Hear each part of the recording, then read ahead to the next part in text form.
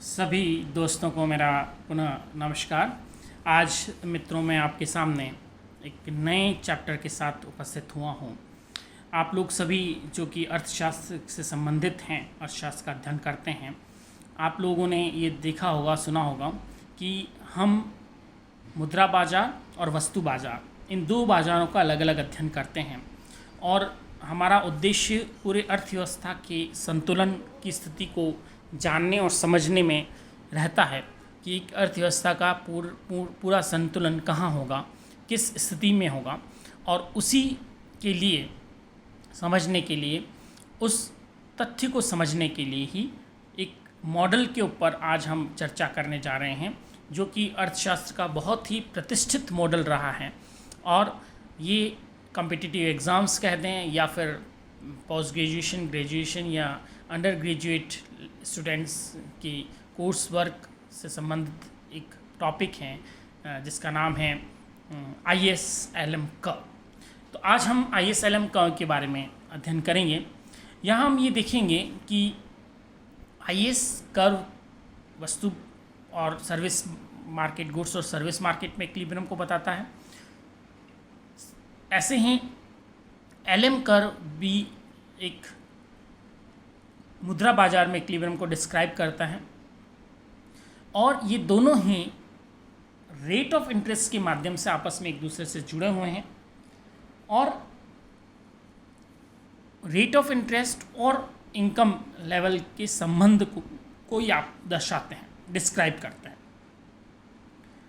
यहाँ पर एक बात जो ध्यान देने की है वो ये है कि हम इन कर्व्स के माध्यम से, आइदर फ्रॉम IS कर्व और from LS curve, we can not determine the level of income and rate of interest, we only describes the level of income and rate of interest from these curve. और जहाँ तक अर्थव्यवस्था के equilibrium की बात है, economy के equilibrium की बात है, हमें इन दोनों ही कर्व, IS और LM, दोनों ही कर्व के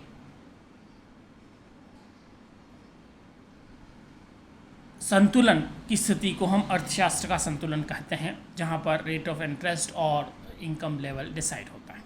तो साथियों, आइए, मेरा आप सभी से निवेदन है कि आप मेरे चैनल अर्थसूत्रा को सब्सक्राइब कर लें अगर आप अपने अभी तक नहीं किया है, और वीडियोस का आनंद लेते रहें। हमारा एक ही मूल मंत्र है कि इकोनॉमिक्स ईजी है, आप लोग सभी जानते हैं, और हम इकोनॉमिक्स को इस प्रकार से देखना चाहेंगे कि ये बहुत ही ईजी सब्जेक्ट है। तो हम शुरू करते हैं। सबसे पहले IS कर्व। ISLM मॉडल क्या है? सबसे पहले विद्यार्थियों को ये समझना आवश्यक है कि IS stand for investment and saving, represents what is going on in the market for goods and services, यानी ये वस्तु और सेवा जो बाजार हैं उसके संतुलन के को दर्शाता है।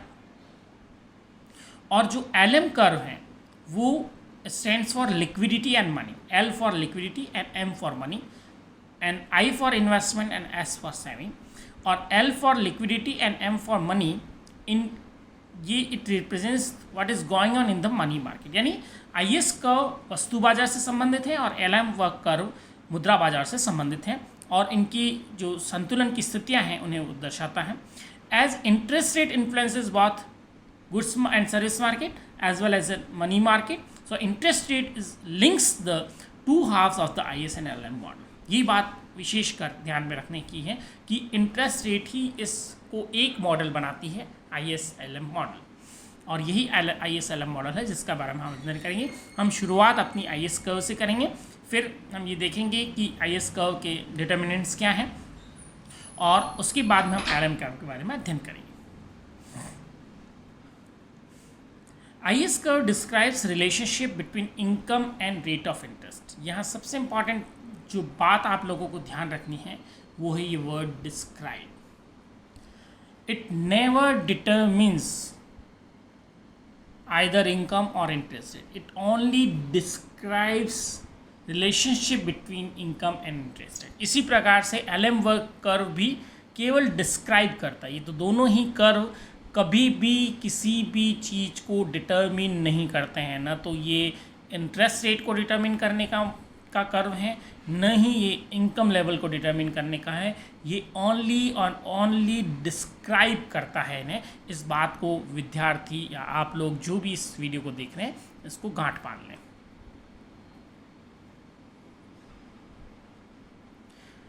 नेक्स्ट देखिए कि how the output from production is used in economy. हम जो भी आउटपुट या प्रोडक्शन इकोनॉमी में यूज़ किया जाता है उसका उपयोग किस प्रकार से करते हैं। फर्म्स जो प्रोडक्शन करती हैं, सर्विसेज जो प्रोड्यूस की जाती हैं, उन सभी का उपयोग किस प्रकार से होता है। हम सभी जानते हैं कि इकोनॉमी में गुड्स एंड सर्विसेज की डिमांड होती है जो कि प्रोडक्शन जिनका किया जाता है, और demand for goods and services what ever is produce by the firms and industries और हाउस होल्ड्स। एक अगर हम क्लोज इकोनॉमी की बात करें जहाँ पर अन्य देशों के साथ संबंध नहीं है, या हम एक्सपोर्ट इंपोर्ट को अभी हाल फिलहाल कांस्टेंट मान के चल रहे हैं या उसको हम इस मॉडल में नहीं लें, तो हमारी इकोनॉमी में जो भी प्रोड्यूस किया जाएगा, whatever is produce in our economy, output जो भी हमारी इकोनॉमी का आएगा वो तीन क्षेत्रों द्वारा उसकी मांग की जाती है। वो कौन कौन से क्षेत्र हैं? सबसे पहला जो क्षेत्र है जिसके द्वारा डिमांड की जाएगी वो है consumption by the house hold. दूसरा है गवर्नमेंट सेक्टर, आइदर कंजम्पशन और investment by the government sector. And third one is investment by the investors. तो जितना भी प्रोडक्शन इकोनॉमी में हुआ है उन सब की जो डिमांड है, जो डिमांड कंपोनेंट है, वो या तो हाउस होल्ड का कंजम्पशन होगा, या फर्म्स और हाउस होल्ड का इन्वेस्टमेंट होगा, या गवर्नमेंट का कंजम्पशन और इन्वेस्टमेंट डिमांड होगी। So the output of the economy is demanded for by the three sector, house hold sector, firm sector, industrial sector और गवर्नमेंट सेक्टर। इन तीनों के द्वारा इकोनॉमी में उस आउटपुट की डिमांड की जाएगी। आई थिंक क्लियर हो गया आपको ये तीन सेक्टर। और अभी हम एक्सपोर्ट इंपोर्ट को इस मॉडल में इंट्रोड्यूस नहीं कर रहे हैं। नेक्स्ट हम देखिए कंजम्पशन। अब इसके हम तीनों कंपोनेंट्स को देखेंगे, सी को भी देखेंगे, आई को भी देखेंगे और जी को भी देखेंगे। सबसे पहले हम सी को देखते हैं, कंजम्पशन। कंजम्पशन क्या चीज़ है?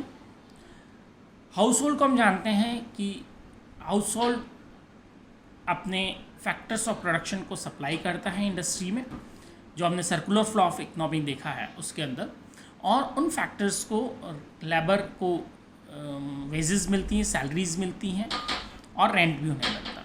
तो household receives income from their labour and their ownership of capital. Household pay taxes and after tax whatever is left is disposable income will be used either for consumption or saving. तो जो भी house hold production कर रहा है, house hold की income होती हैं, labour के रूप में उसे इनकम मिलती हैं, या उसकी जो कैपिटल उसकी ऑनरशिप है उसके ऊपर उसको इंटरेस्ट मिलता है, और साथ ही साथ में जो हाउस होल्ड है वो इनकम टैक्स भी पे करता है, either direct tax, income tax or direct tax. So the disposable income will be use either for consumption or saving. तो जो भी हाउस होल्ड सेक्टर को इनकम मिल रही है उसमें से टैक्स देने के बाद उनके पास जो बच रहा है वो उसकी डिस्पोजेबल इनकम है, और वो या तो कंजम्पशन में यूज़ की जाएगी या फिर सेविंग में यूज़ की जाएगी। So the disposable income is income less than tax, और this disposable income will be use either for consumption or for saving purpose. तो ये हमारा कंजम्पशन की बेसिक अभी तक हमने जो मॉडल बिल्डिंग किया है उसमें ये कि हमारा जो कंजम्पशन है वो डिपेंड करेगा हमारी डिस्पोजेबल इनकम के बाद, जो कि टैक्स देने के बाद हमारे पास बच जाती हैं, और उस इनकम को या तो कंजम्पशन करने में यूज़ किया जाएगा या सेविंग करने में यूज़ किया। यहाँ एक बात आप विशेष कर ध्यान दें कि अगर इनकम बहुत कम है तो ज़्यादातर जो इनकम है वो पूरी की पूरी कंजम्पशन करने में यूज़ की जाएगी, उसकी सेविंग उस समय नहीं होगी। और कुछ केसेस में हम ये भी कह सकते हैं कि अगर इनकम बहुत ही ज़्यादा कम है तो भी उधार लेकर भी कंजम्पशन किया जाएगा, लेकिन कभी भी कंजम्पशन ज़ीरो नहीं होगा। तो कंजम्पशन हमेशा एक फिक्स अमाउंट जरूर होगा। Even at the zero level of income there will be some consumption in the economy. ये तो आप यहाँ समझ ही सकते हैं, क्योंकि कभी भी कोई भी व्यक्ति जैसे कि 25 ईयर्स तक या 30 ईयर्स तक किसी की अगर जॉब नहीं भी लगी है तो भी उसका कंजम्पशन स्टार्ट हो जाता है। तो consumption starts from the birth, by birth consumption birth से ही स्टार्ट हो जाता है, न तो उस समय इनकम होती है, न ही उसमें सेविंग होती है। तो इसलिए कंजम्पशन कभी भी इकोनॉमी के अंदर ज़ीरो इनकम के ऊपर भी कंजम्पशन पॉजिटिव होगा। तो कंजम्पशन का अगर आप इंटरसेप्ट देखें तो कंजम्पशन अगर हम कर्व ड्रॉ करेंगे तो इकोनॉमिक्स के स्टूडेंट्स नहीं हुए तो मैथमेटिक्स के स्टूडेंट्स समझ सकते हैं कि at zero level of income if consumption is calculated on the Y axis and income at X axis, then at zero level of income there will be some consumption. This is autonomous consumption. ये autonomous consumption हमेशा economy में होगा, जिसको हम C0 कहेंगे। तो zero level of income के ऊपर भी कंजम्पशन होता है। लेकिन अगर इसी को मैं सेविंग के रूप में देखना चाहूँ तो सेविंग कहाँ से स्टार्ट होगी? सेविंग आपकी कुछ इनकम, मिनिमम इनकम के बाद सेविंग होना शुरू करती है, क्योंकि जो इनकम आपकी कंजम्पशन में यूज़ हो रही है, अगर मैं इसी पे यहाँ पे आपको समझाना चाहूँ तो आप देख सकते हैं कि अगर मैं 45 डिग्री एंगल के ऊपर एक लाइन ड्रॉ करता हूँ तो इस पॉइंट तक at the point there will be no saving, यहाँ पे नेगेटिव सेविंग दिख रही है। और इस पॉइंट के बाद आप देखेंगे तो कंजम्पशन का नीचे है और ये आपका इनकम, तो जो डिफरेंस है ये आपका सेविंग कहलाएगा। This is saving. So the saving starts at minimum level of income. Suppose this is Y0 is the minimum level of income. इससे पहले आपका जो सेविंग होगा वो नेगेटिव सेविंग होगा, मतलब आपको उधार लेके कंजम्पशन करना पड़ेगा। तो इस कंसेप्ट को, कंजम्पशन के कंसेप्ट को स्टूडेंट्स को बहुत अच्छे ढंग से समझ लेना चाहिए। और साथ ही साथ जैसा कि मैंने यहाँ कहा, तो जैसे जैसे आपकी इनकम बढ़ रही है आपका कंजम्पशन उतना तेज़ी से नहीं बढ़ रहा है और जो आपकी सेविंग है वो बढ़ना शुरू हो रही है। लेकिन जब इनकम मिनिमम से भी कम है, ये this Y0 is the minimum level of income, जहाँ जो कि सारी की सारी इनकम आपकी कंजम्पशन में यूज़ कर रहे हो, इतनी तो इनकम आपकी मिनिमम होगी। अदरवाइज इससे कम अगर इनकम है तो आपको उधार लेकर आपकी जो सेविंग्स है वो नेगेटिव सेविंग्स है और उसके ऊपर आपको कंजम्पशन करना पड़ेगा। लेकिन कंजम्पशन कभी भी ज़ीरो नहीं होगा। Consumption never be equal to zero, हमेशा कंजम्पशन इकोनॉमी में रहेगा। तो ये एक बेसिक चीज़ है जिसे हमें समझना आवश्यक है कंजम्पशन के पैटर्न के बारे में। आगे हम डिटेल में और अध्ययन करेंगे कि किन शास्त्रियों ने कंजम्पशन के बारे में अपने क्या विचार रखे हैं। नेक्स्ट स्लाइड को हम देखते हैं। देखिए कंजम्पशन फंक्शन क्या है। अगर हम किन्स की थ्योरी को देखना चाहें तो किन्स अपने जो सिद्धांत किन्स ने अपना प्रपोज किया है उसमें उस समय चूँकि उसने अपने सिद्धांत को प्रैक्टिकली इम्प्रूव नहीं हमेशा हमारे साथ नहीं रखा था, जस्ट तीन उसने एजम्पशंस लिए थे, तीन धारणाएं जो किन्स की थी कंजम्पशन फंक्शन के बारे में, उन तीन धारणाओं को हमें समझना आवश्यक है। तीन विचार जो उसके हैं उन्हें हम कंजक्चर्स कहते हैं। तो first conjecture, second conjunction, third conjecture, इन तीनों कंजक्चर्स को समझना किनीशियन थ्योरी में बहुत आवश्यक है स्टूडेंट्स के लिए। तो Keynesian conjectures are most important in consumption function theory of consumption function. First conjecture को आप देखिए, किन्स ये कहता है कि consumption increases as income increases but not by as much as the increase in income. पहले कंजक्चर को आप आसानी से समझ सकते हैं, मैंने अभी आपको लास्ट स्लाइड में भी बताया था कि कंजम्पशन इनकम के साथ बढ़ेगा तो है लेकिन उतना नहीं बढ़ता है जितना कि इनकम बढ़ी। क्यों? सिंपल सा हम समझ सकते हैं कि कंजम्पशन उतना इसलिए नहीं बढ़ता क्योंकि जैसे जैसे इनकम बढ़ती जाती है हमारी सेविंग्स स्टार्ट होना शुरू हो जाती हैं और इस कारण से कंजम्पशन बढ़ता तो है लेकिन वो उतना नहीं बढ़ता जितना कि इनकम बढ़ी है। सो MPC is positive but less than 1। यहाँ एक नया कंसेप्ट है मार्जिनल प्रोपेंसिटी टू कंज्यूम, इसे हम समझेंगे अभी। सेकंड कंजक्चर जो धारणा जो किन्स ने ली थी वो ये थी कि ratio of consumption to income which is C/Y falls as income rises. C by Y का जो रेशियो है वो गिरता जाता है जैसे जैसे जैसे जैसे इनकम बढ़ती है। What is this A P C and C by Y, इसको भी हमें समझना पड़ेगा। Keynes believes that saving is luxury, so rich saves higher proportion of income than poor. यहाँ पर इसने एक एजम्पशन या कंजक्शन लिया है कि सेविंग्स इज लग्जरी कमोडिटी है सेविंग। थर्ड कंजक्शन देखिए आप, current income is the primary determinant of the consumption. In short run, interest rate does not have any important role.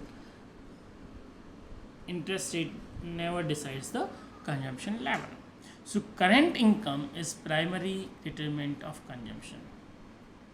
Future income depends upon the rate of interest, तो उसने future income को इसके अंदर नहीं लिया, केवल करंट इनकम को लिया है और वही हमारा प्राइमरी डिटरमिनेंट रहेगा। तो अब देखिए आप किन्स की जो धारणा है उनको समझने की कोशिश कीजिए। किन्स का पहला विचार जो है वो बहुत ही सिंपल विचार है। उसका ये कहना है, फर्स्ट कंजक्शन को हम देखते हैं और उसके बाद हम फंक्शन के ऊपर जाएंगे कि कंजम्पशन इंक्रीजेज है। पहला मैंने जैसा आपको बताया कि कंजम्पशन बढ़ता तो है, इनकम बढ़ने के साथ साथ बढ़ेगा, लेकिन वो उतना तेज़ी से नहीं बढ़ता है। यानी कि propensity to consume delta C by delta Y, जैसे हम प्रोपेंसिटी टू कंज्यूम कहते हैं या मार्जिनल प्रोपेंसिटी टू कंज्यूम आप कह सकते हैं, कि change in consumption per unit change in income will not be same as the level of income, और वो उससे हमेशा कम होगा। इसलिए हम ये समझ सकते हैं कि MPC और marginal propensity to consume which is delta C by delta Y will be less than 1, कि इनकम से कम ही बढ़ेगा कंजम्पशन इसलिए, और ये क्या होगा, ज़ीरो से हमेशा ज़्यादा होगा, बिकॉज मैंने कहा कि ज़ीरो लेवल के ऊपर भी हमारा कंजम्पशन कुछ ना कुछ होता है। इसलिए MPC और marginal propensity to consume will always greater than 0 and less than 1। Marginal propensity to consume, और अगर एक्सट्रीम कंडीशंस को ऊपर देखें तो it may be equal to 0, less than, marginal propensity to consume is greater than equal to 0 और less than equal to 1। Second चीज़ आप देखिए कि इसी के अंदर एक और आ रहा है कि C0 इज ऑलवेज पॉजिटिव। जैसे मैंने अभी आपको बताया था कि ज़ीरो लेवल ऑफ इनकम के ऊपर भी यदि मैं कंजम्पशन फंक्शन में वाई 0 कर देता हूँ तब भी कुछ ना कुछ कंजम्पशन होगा जिससे हम ऑटोनॉमस कंजम्पशन कह रहे हैं, और वो हमारा C0 कंजम्पशन लेवल होगा। सो MPC is positive but less than 1। इस चीज़ को आप समझ गए होंगे कि मार्जिनल प्रोपेंसिटी टू कंज्यूम हमारी पॉजिटिव होगी लेकिन 1 से कम होगी। क्यों? क्योंकि कंजम्पशन बढ़ता तो है इनकम बढ़ने के साथ साथ, लेकिन उतना नहीं बढ़ता है जितना कंजम्पशन इनकम बढ़ी है, because of saving starts. Second conjunction जो है उसे समझिए। ये कंजक्शन हमें change in consumption and change in income के बारे में या MPC के बारे में नहीं बता रहा है, ये सिर्फ और सिर्फ C और Y के रेशियो, जिसे कि हम एवरेज प्रोपेंसिटी टू कंज्यूम कहते हैं, उसको एक्सप्लेन करता है। Ratio of consumption to income falls as income rises. देखिए जब मैंने आपका कर्व ड्रॉ किया था पिछली स्लाइड में, तो हमने देखा था कि कंजम्पशन लेवल ये है। तो अगर आप इसके ऊपर रेशियो की बात करें, और रेशियो किस चीज़ से मेजर किया जाएगा, तो जो इसके ऊपर कंजम्पशन और इनकम का जो रेशियो है वो क्या होता है, जैसे जैसे Y बढ़ता जाएगा और C को हम y एक्सिस में मेजर कर रहे हैं, तो आप यहाँ देखें कि जो इसका स्लोप है वो तो MPC के द्वारा बताया जा रहा है, और अगर ये कर्व शेप है नहीं तो MPC कांस्टेंट रहेगी, और इसका जो रेशियो है C बाई वाई का, वो जो C बाई वाई का रेशियो है वो इसके ऊपर y is equal to C होगा इस लाइन के ऊपर। लेकिन जो C बाई वाई का रेशियो है वो कंजम्पशन फंक्शन की अगर हम बात करें तो इसके ऊपर क्या होता जाएगा, धीरे धीरे धीरे धीरे धीरे कम होता जाएगा।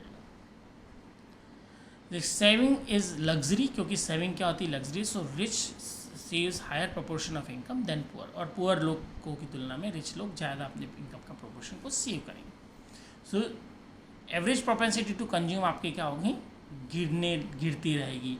एवरेज प्रोपेंसिटी टू कंज्यूम यानी C बाई वाई का जो रेशियो है वो कम होता जाएगा जैसे जैसे इनकम बढ़ती जाएगी। थर्ड है कि क्योंकि जैसे जैसे इनकम बढ़ती जाएगी हमारा कंजम्पशन उतनी तेज़ी से नहीं बढ़ेगा, और साथ ही साथ में इसका जो रेशियो है हमारा कंजम्पशन के ऊपर जो खर्चा है, क्योंकि हमारी सेविंग बढ़ती जाएगी, एक लग्जरी है, तो इस कारण से हमारा कंजम्पशन के ऊपर खर्चा कम होने लग जाएगा, हमारी इनकम का जो प्रपोर्शन है वो कम खर्च होगा। एक पुअर व्यक्ति है वो अपनी इनकम का 100% या 80% कंजम्पशन के ऊपर खर्च कर देता है, लेकिन एक जो रिच पर्सन है वो अपना इनकम का 20 to 30% ही इसके ऊपर खर्च करेगा। This is the second conjunction. Third conjunction हमारा ये है कि current income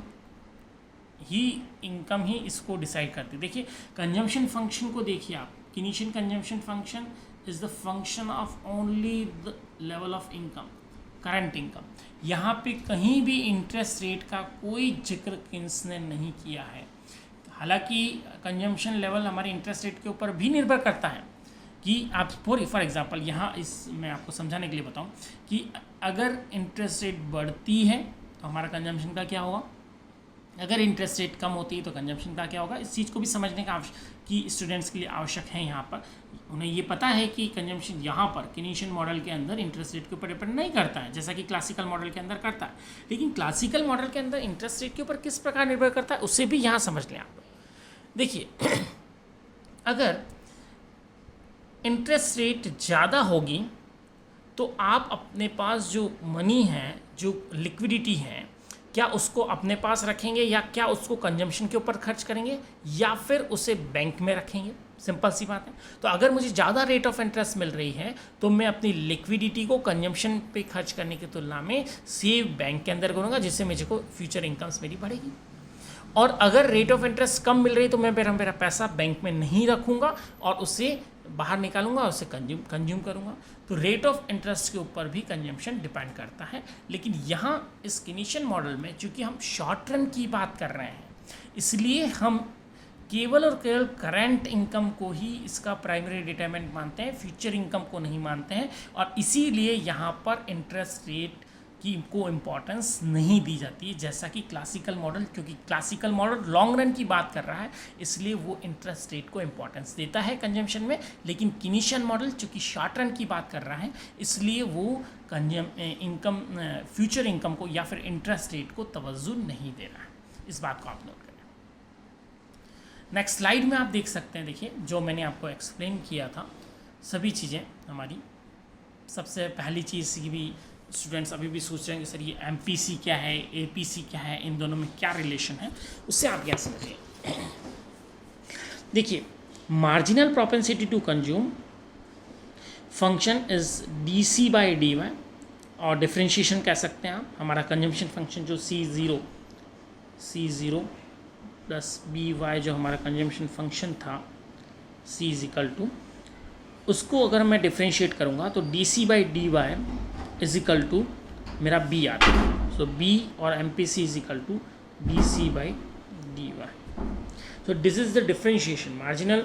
so M P C और B is the marginal propensity to consume और स्लोप ऑफ कंजम्पशन का, ये आप यहाँ से समझ सकते हैं। So D C by D Y is a change in consumption per unit change in income, positive but less than 1. It is positive but less than 1. MPC varies, its conjunction is curved not linear. अगर ये linear की spelling गलत है आप देख लें। If consumption is curved, अगर consumption curve form में है तो जो MPC होगी वो वेरी करेगी, जो स्लॉप है वो वेरी कर सकता है।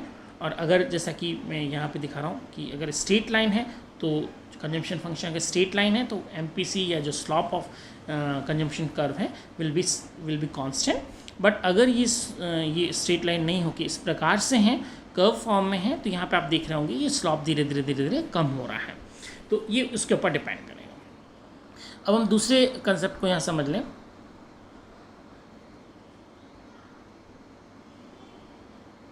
इधर जैसे मैं आपको उसका डिलीट कर देता हूँ। ये तो हमने देख लिया एमपीसी क्या होता है। अब आप देखें कि एमपीसी के अलावा एक दूसरा सेकंड कंसेप्ट और है हमारा। वो कंसेप्ट ये कहता है कि APC क्या है, एवरेज प्रोपेंसिटी टू कंज्यूम, जैसा मैंने आपको बताया ये जस्ट एक रेशियो है कंजम्पशन ऑफ इनकम के बीच में, measures as slope of line drawn from the origin to a point on consumption function.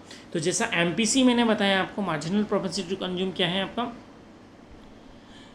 ये केवल और क्या स्लॉप है, MPC का जो कंजम्पशन कर्व है उसका स्लॉप हम MPC से बताते हैं।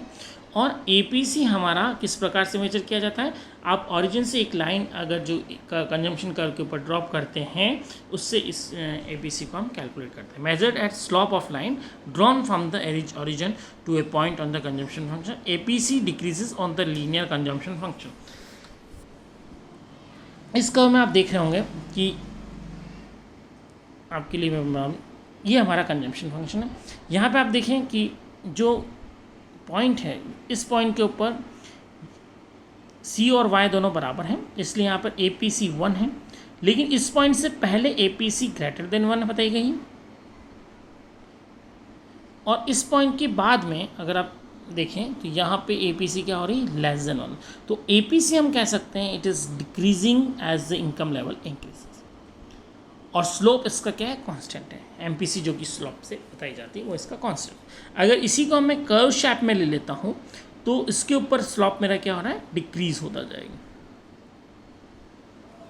आई थिंक आपको इसका कंसेप्ट क्लियर हो गया होगा कि MPC स्लोप को बताती हैं कंजम्पशन कर्व के, APC रेशियो को बता रही हैं, APC इनकम बढ़ने के साथ साथ डिक्रीज हो रही है। अगर कांस्टेंट कंजम्पशन कर्व है, अगर स्ट्रेट लाइन कंजम्पशन कर्व है, या फिर सॉरी लीनियर कंजम्पशन कर्व है, तो उस केस के अंदर हमारी MPC कांस्टेंट रहती है।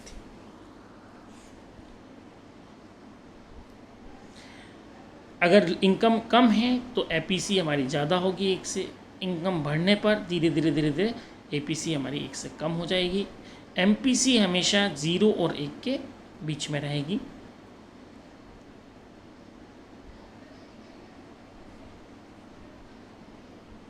Next slide. अब हमने अभी तक कंजम्पशन के पूरे फंक्शन को समझा, अब हम देखेंगे कि सेविंग कर्व क्या होगा।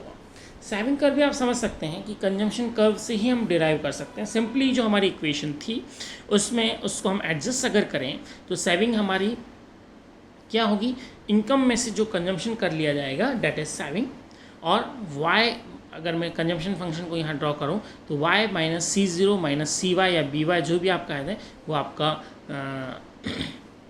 सेविंग होगी।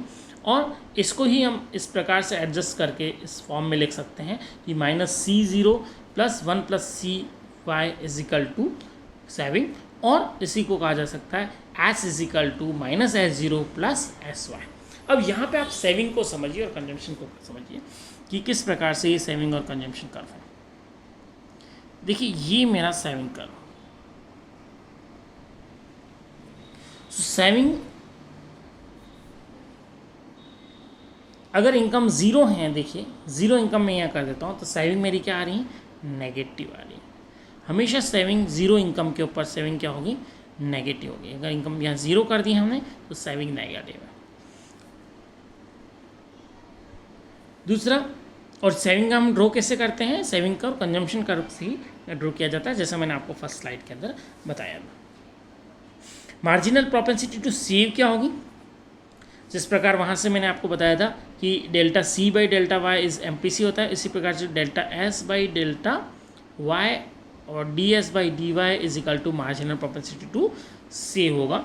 और चूंकि हम इस फंक्शन से देख सकते हैं तो अगर आप डिफरेंशिएशन इस फंक्शन के ऊपर लगाते हैं तो आप देख सकते हैं कि DS by D Y is equal to 1 minus DC by D Y होगा, और आप कह सकते हैं कि MPC plus MPS is equal to 1। तो मार्जिनल प्रोपेंसिटी टू सेव और मार्जिनल प्रोपेंसिटी टू कंज्यूम, इन दोनों का जो टोटल है वो हमेशा 1 आता है। अगर आपको किसी प्रॉब्लम के अंदर MPC दे रखा है और MPC 0.8 दे रखा है तो नो डाउट आपका MPS 0.2 होगा। Next is saving is an increasing function of level of income. हम देख रहे हैं सेविंग फंक्शन जो है वो इनकम के साथ साथ बढ़ रहा है, because MPS is positive. MPS हमेशा क्या है, पॉजिटिव होगा आपका। APS same is the ratio S by Y, just the ratio of saving and income. और ये रेशियो भी हम देख सकते हैं क्या होता है, धीरे धीरे धीरे इनकम के साथ साथ ये घट रहा है। जैसे कि एपीएस घट रहा है, एपीसी घटता है, वैसे कि एमपीएस भी घटता है। तो ये सेविंग और कंजम्पशन के कंसेप्ट को हम समझ चुके हैं। अब हम आगे देखेंगे। नेक्स्ट ये स्लाइड आप लोगों के लिए है। यहाँ मैंने पूरा जो अभी तक आपको एक्सप्लेन किया था उसी को हम समझ रहे हैं कि demand for goods and services, consumption and investment के लिए house hold sector, firm sector और गवर्नमेंट सेक्टर, ये आप लोगों के लिए मैं छोड़ रहा हूँ यहाँ पे कि हाउस होल्ड सेक्टर किन चीज़ों की डिमांड करता है और किन सर्विसेज की डिमांड करता है, फर्म किन सर्विसेज गुड्स की डिमांड करती है और गवर्नमेंट सेक्टर किन गुड्स और सर्विसेज की डिमांड करती है। ये स्टूडेंट्स अपनी एक्सरसाइज है, आप अपने लेवल पे इसको करिए और समझिए। तो यहाँ तक मैं समझता हूँ आपको कंजम्पशन और सेविंग का कंसेप्ट बिल्कुल क्लियर हो गया होगा। अब हम आगे बढ़ते हैं कि आईएएस कम कर्व क्या चीज़ होती है और उसे कैसे डिराइव करते हैं। नेक्स्ट आप देखिए कि हमने जो स्टार्ट किया था वहाँ से आप समझिए। मैंने आपको बताया था हम अभी क्या पढ़ रहे हैं, डिमांड के बारे में पढ़ रहे हैं। y is equal to C plus I plus G. तो मैंने आपको C और C के अंदर जो छुपा हुआ S था वो बता दिया। अब सेकंड पार्ट के ऊपर हम आते हैं, दैट इज़ इन्वेस्टमेंट। फिर हम G के बारे में देखेंगे। इन्वेस्टमेंट क्या चीज़ है और इन्वेस्टमेंट कर्व क्या होगा। यहाँ पर हम इन्वेस्टमेंट किसे कहेंगे शॉर्ट टर्म के अंदर। हाउस होल्ड सेक्टर और जो फर्म है दोनों ही इन्वेस्टमेंट गुड्स के लिए डिमांड करती हैं। कंजम्पशन गुड्स के बारे में हमने पढ़ लिया, लेकिन इन्वेस्टमेंट गुड्स के बारे में डिमांड करती हैं। इन्वेस्टमेंट क्या चीज़ है, simply change in capital in is investment, और ऐसी चीज़ जिससे हम फ्यूचर में इनकम अर्न करें, जो हमें आय दे, वो हमारा इन्वेस्टमेंट है। ये किसके ऊपर डिपेंड करेगा, इन्वेस्टमेंट किस चीज़ के ऊपर डिपेंड करेगा। सिंपली अगर हम देखें तो ये रेट ऑफ इंटरेस्ट के ऊपर डिपेंड करता है, लेकिन रेट ऑफ इंटरेस्ट के ऊपर ये डायरेक्टली डिपेंड नहीं करेगा, जबकि ये इस बात पर निर्भर करेगा कि इन्फ्लेशन रेट क्या है, जिसे हम रियल रेट ऑफ इंटरेस्ट कहते हैं, रियल इंटरेस्ट रेट कहते हैं। अब रियल इंटरेस्ट रेट क्या चीज़ है, एक नॉमिनल इंटरेस्ट रेट मार्केट के अंदर होती है। इंटरेस्ट रेट पे समझना ये आवश्यक है स्टूडेंट्स के लिए कि इन्वेस्टमेंट और इंटरेस्ट रेट के बीच में क्या संबंध है, क्या इन दोनों के बीच में डायरेक्ट संबंध है या क्या इनडायरेक्ट संबंध है। बहुत से सिंपल चीज़ है कि हम इन्वेस्ट करना चाहते हैं, हम कोई कैपिटल में इन्वेस्ट कर सकते हैं, कोई मशीनरी परचेज कर सकते हैं, ये आइदर हाउस होल्ड सेक्टर कर सकता है या फिर इंडस्ट्रियल सेक्टर कर सकता है, फर्म्स कर सकती हैं। और वो इन कैपिटल गुड्स की डिमांड क्यों करेगा, कब इनकी डिमांड ज़्यादा करेगा, कब इनकी डिमांड कम करेगा। फॉर एग्ज़ाम्पल आप समझिए कि अगर किसी व्यक्ति को मैं कहूँ कि तुझे आराम से इजीली लोन अवेलेबल हो जाएगा, कम रेट ऑफ इंटरेस्ट के ऊपर लोन अवेलेबल हो जाएगा, जैसा कि आप रियल वर्ल्ड के अंदर देखते हैं कि एससी और एसटी कम्युनिटीज़ जो हैं उन्हें गवर्नमेंट चाहती हैं कि वो अपना उद्योग धंधा स्टार्ट करें, उसके लिए सब्सिडाइज रेट के ऊपर उन्हें लोन दिया जाता है, कम बिना कोलैटरल के लोन दिया जाता है। ये मोटिवेशन इसीलिए दिया जाता है क्योंकि एक सिंपल रिलेशन है कि अगर रेट ऑफ इंटरेस्ट कम होगी तो कैपिटल गुड्स की डिमांड ज़्यादा होगी, इन्वेस्टर्स आगे आएंगे, इन्वेस्टर्स ज़्यादा इन्वेस्टमेंट करेंगे और इकोनॉमी के अंदर नई कैपिटल फॉर्मेशन होगा, या जो एग्जिस्टिंग कैपिटल हैं उनमें ऑगमेंटेशन होगा, उनमें वृद्धि होगी। तो सिंपली हम समझ सकते हैं कि रेट ऑफ इंटरेस्ट के ऊपर ये डिपेंड करता है, बिकॉज रेट ऑफ इंटरेस्ट क्या चीज़ है, रेट ऑफ इंटरेस्ट आपको आइदर मनी बैलेंस को होल्ड करने के लिए मोटिवेट करती है या फिर मनी बैलेंस को लैंड करने के लिए मोटिवेट करती है, किसी और को उधार देने के लिए मोटिवेट करती है। अगर हमें ज़्यादा रेट ऑफ इंटरेस्ट मिल रही होगी तो मनी की सप्लाई, रियल मनी बैलेंस की सप्लाई ज़्यादा होगी, लेकिन रियल मनी बैलेंस की डिमांड कम होगी। अगर रेट ऑफ इंटरेस्ट कम मिल रही होगी तो रियल मनी बैलेंस की डिमांड ज़्यादा होगी, लेकिन रियल मनी बैलेंस की सप्लाई कम होगी। लोन देने वाले ज़्यादा होंगे लेकिन लेने वाले कम होंगे। तो सेम चीज़ इस मनी मार्केट को यहाँ पे हमें समझना आवश्यकता है, और यही रेट ऑफ इंटरेस्ट ही यहाँ पर ISLM कर्व को लिंक करता है। इसलिए रेट ऑफ इंटरेस्ट को स्टूडेंट्स को बिल्कुल ढंग से समझना अत्यंत आवश्यक है। तो रेट ऑफ इंटरेस्ट क्या चीज़ है जिसके कारण से हम इस ISLM को समझते हैं और ये इसकी यहाँ क्या इम्पोर्टेंस है उसे आप समझिए। अब रियल रेट ऑफ इंटरेस्ट को हम समझते हैं। रियल रेट ऑफ इंटरेस्ट क्या है? ये हमें इन्फ्लेशन से corrected nominal rate of interest को बताती है। सपोज किसी नॉमिनल रेट ऑफ इंटरेस्ट आपकी 6% है इकोनॉमी में और इन्फ्लेशन इकोनॉमी में 2% है। तो मैं अगर पूछूं कि नॉमिनल रेट ऑफ इंटरेस्ट आपकी 6% है और इन्फ्लेशन इकोनॉमी में 2% है, तो रियल रेट ऑफ इंटरेस्ट क्या होगी, ये वास्तविक ब्याज की दर कितनी होगी, इसे समझने के लिए सिंपल हमने एग्जांपल देखा। एक व्यक्ति जिसके पास में 100 रुपये हैं, अगर वो किसी दूसरे व्यक्ति Y को उसे उधार दे देता है और उसे पता है कि उसे 6% रेट ऑफ इंटरेस्ट मिलेगी और एक साल के अंदर उसे 100 रुपये की जगह 106 रुपये मिलेंगे, लेकिन उस व्यक्ति को अपने दिमाग में ये रखना पड़ेगा कि हमारी इकनॉमी की एक साल में इन्फ्लेशन रेट क्या है। तब वो देखता है कि रेट ऑफ इन्फ्लेशन इकनॉमी में 2% है। इसका मतलब ये होगा कि जो उसे 106 रुपये मिले हैं उनकी वैल्यू क्या हो जाएगी, उनकी वैल्यू कम हो जाएगी। तो इफ़ेक्टिवली उसे या फिर रियल फॉर्म में उसकी जो पैसा मिला है, पैसा तो उसे 106 रुपये ही मिलेंगे एक साल बाद, लेकिन जो रियल पैसा उसे मिलेगा चूँकि 106 रुपये की परचेजिंग पावर कम हो जाएगी। कितनी कम हो जाएगी? 2% कम हो जाएगी। जो 100 रुपया एक साल पहले खरीद सकता था, अब वो 100 रुपया नहीं खरीद के अब वो उसके जो 100 रुपया है वो उतना परचेज नहीं कर पाएगा, उसकी परचेजिंग पावर 2% कम हो जाएगी बिकॉज ऑफ इन्फ्लेशन। तो इसीलिए अगर मैं रियल रेट ऑफ इन्फ्लेशन निकालना चाहता हूँ, real rate of interest rate निकालना चाहता हूँ, तो वास्तव में उस व्यक्ति को जो पैसा रिटर्न मिलेगा वो 6% ना मिलकर 6 - 2% दैट इज 4% मिलेगा।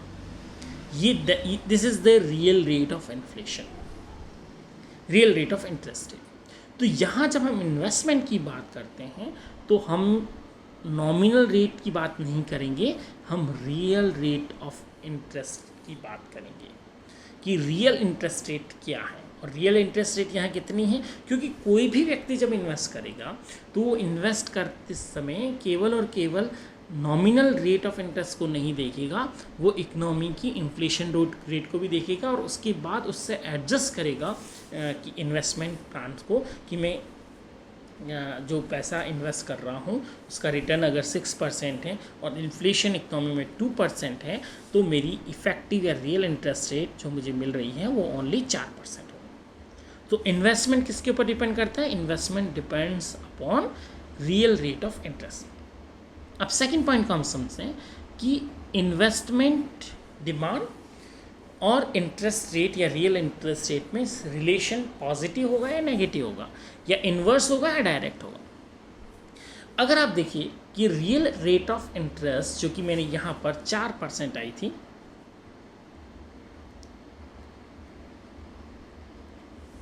अब ये 4% रियल रेट ऑफ इंटरेस्ट मुझे मिल रही है। अगर ये real rate of interest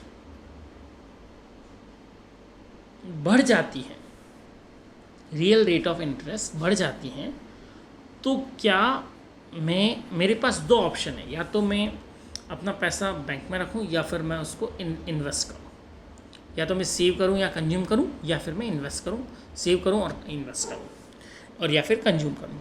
in दो ऑप्शन में, कंजम्पशन में और इन्वेस्टमेंट वाया सेविंग, इन दोनों ऑप्शन के अंदर हमारा जो चॉइस है वो इस बात के ऊपर निर्भर करेगी कि रेट ऑफ इंटरेस्ट क्या है।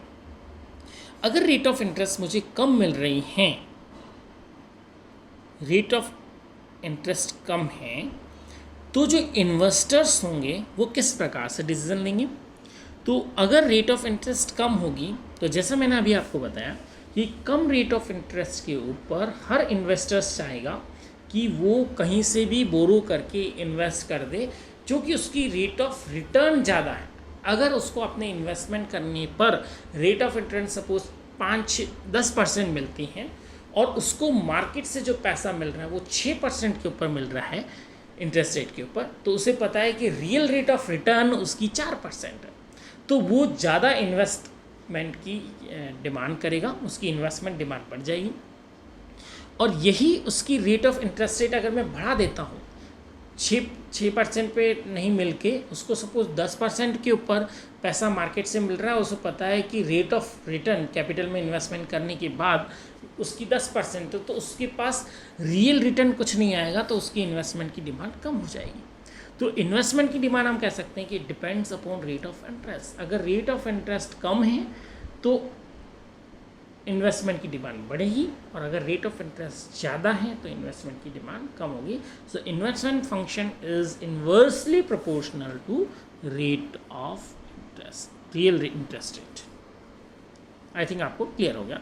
और जो कर्व होगा वो भी आपने देखा होगा कि जो कर्व है वो हमारा इस प्रकार से। अब यहाँ हम दो प्रकार के इन्वेस्टमेंट की बात देखेंगे। एक तो इन्वेस्टमेंट होता है ऑटोनॉमस इन्वेस्टमेंट, और दूसरा इन्वेस्टमेंट होता है इंड्यूस इन्वेस्टमेंट। ऑटोनॉमस इन्वेस्टमेंट ऐसा इन्वेस्टमेंट है जो कि इनकम के लेवल के ऊपर डिपेंड नहीं करता। Whatever is the income level, autonomous investment fix रहेगा। Shoes autonomous investment, it is independent of the level of income, it is guided by consideration of social welfare. Generally जो government द्वारा investment किया जाता है that is autonomous investment. Government कभी भी income level से investment level को decide नहीं करती। सेकंड को देखिए, greater investment is induce in the economy at the higher level of income. Higher income implies a higher level of consumption, accordingly inducement to investment increases. Induce investment induce होता है, induce due to higher level of income। अगर income level बढ़ रहा है, ज़्यादा है, तो पता है कि इनकम लेवल बढ़ने पर कंजम्पशन डिमांड भी बढ़ेगी, और कंजम्पशन डिमांड बढ़ने के बाद इन्वेस्टमेंट भी ज़्यादा होता है। तो इसलिए इंड्यूस इन्वेस्टमेंट हमेशा इनकम लेवल के ऊपर डिपेंड करता है। तो इन्वेस्टमेंट, अभी जैसा मैंने आपको बताया कि अगर हम ऑटोनोमस इन्वेस्टमेंट की बात कर रहे हैं तो autonomous investment is the function of only rate of interest. But अगर हम इंड्यूस इन्वेस्टमेंट की बात कर रहे हैं तो investment is a function of rate of interest as well as level of income. इन दोनों के बारे में हम आगे पढ़ेंगे कि इन्वेस्टमेंट क्या रेट ऑफ इंटरेस्ट और लेवल ऑफ इनकम दोनों के बारे में डिपेंड करता है। जब हम एलएम कर्व को देखेंगे तो हमारा जो फंक्शन होगा, ये हम इस फंक्शन की बात करेंगे, इंड्यूस इन्वेस्टमेंट की बात करेंगे कि इन्वेस्टमेंट रेट ऑफ इंटरेस्ट और लेवल ऑफ इनकम दोनों के ऊपर डिपेंड करता है। लेकिन गवर्नमेंट सेक्टर में जो इन्वेस्टमेंट है वो चाहे लेवल ऑफ इनकम कम हो ज़्यादा, लोग फिर भी गवर्नमेंट अपना इन्वेस्टमेंट करती हैं, और इसी कारण से इनकम लेवल से ये कॉरिलेटेड नहीं होता है, इसलिए हम इसे ऑटोनोमस इन्वेस्टमेंट कहते हैं। तो इन्वेस्टमेंट दो प्रकार के, इंड्यूस और ऑटोनोमस।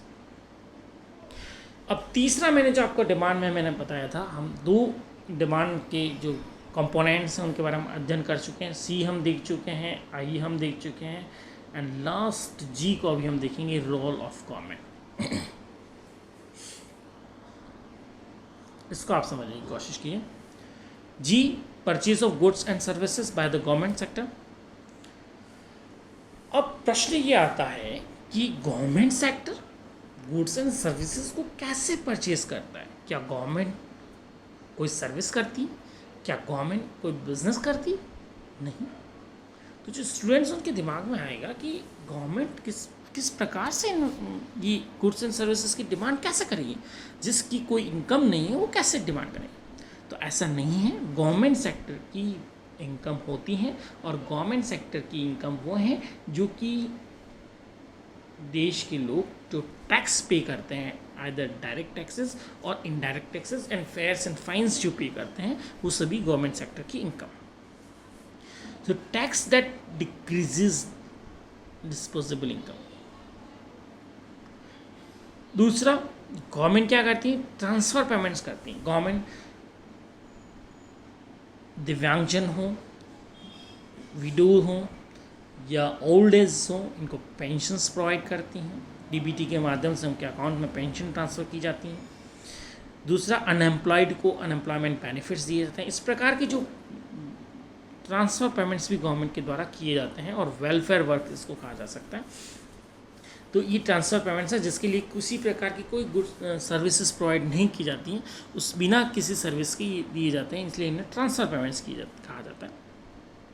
तो टैक्स और ट्रांसफ़र पेमेंट्स को और सब्सिडी को यहाँ समझना बहुत आवश्यक है। यहाँ हम सब्सिडी को अभी नहीं ले रहे हैं, लेकिन ट्रांसफ़र पेमेंट्स आपकी डिस्पोजेबल इनकम को बढ़ा देंगे और टैक्स डिस्पोजेबल इनकम को कम करेंगे। यहाँ पर ये इकोनॉमी के अंदर डिस्पैरिटी को कम करने के भी टूल्स यही हैं गवर्नमेंट के पास, कि हायर इनकम के ऊपर टैक्स लगाती हैं और जो लोअर इनकम ग्रुप्स हैं उन्हें ट्रांसफ़र पेमेंट्स के माध्यम से उनकी डिस्पोजेबल इनकम को बढ़ाया जाता है।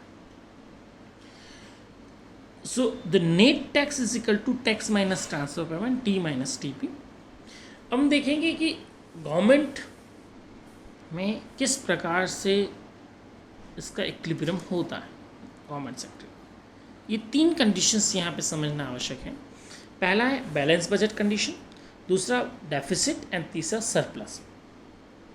अगर हम कहें कि गवर्नमेंट जो भी गुड्स एंड सर्विसेज परचेज करने के लिए अपना एक्सपेंडिचर कर रही है, डिमांड कर रही है जी, वो पूरा का पूरा अपने टैक्स से फाइनेंस कर रही है।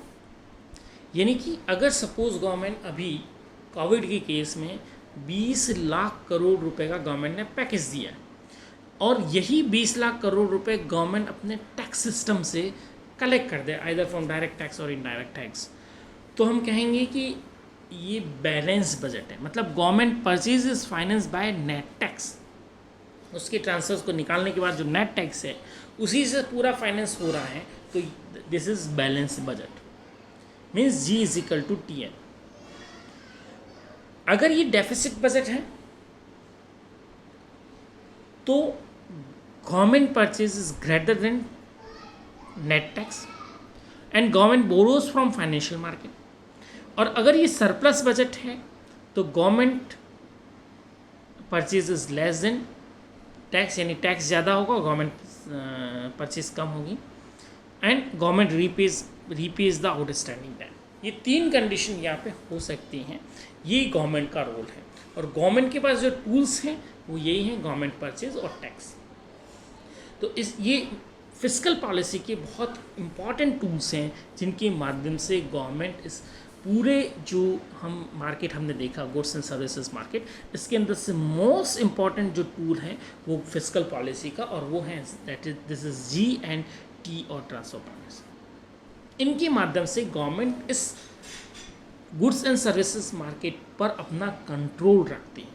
हम ये देखते हैं कि ये क्यों ज़रूरत है। ये इसलिए ज़रूरी, गवर्नमेंट सेक्टर का होना इकोनॉमी में इसलिए बहुत आवश्यक है क्योंकि गुड्स एंड सर्विस मार्केट के ऊपर कंट्रोल करने के लिए गवर्नमेंट के पास ये 2 टूल्स हैं, जिसे या तो गवर्नमेंट परचेज कहेंगे, गवर्नमेंट एक्सपेंडिचर कहेंगे एज जी, और टी कहेंगे एज टैक्स। इन दोनों के माध्यम से गवर्नमेंट इस मार्केट के ऊपर अपना कंट्रोल रखती है और इक्विलिब्रियम को मेंटेन करती है।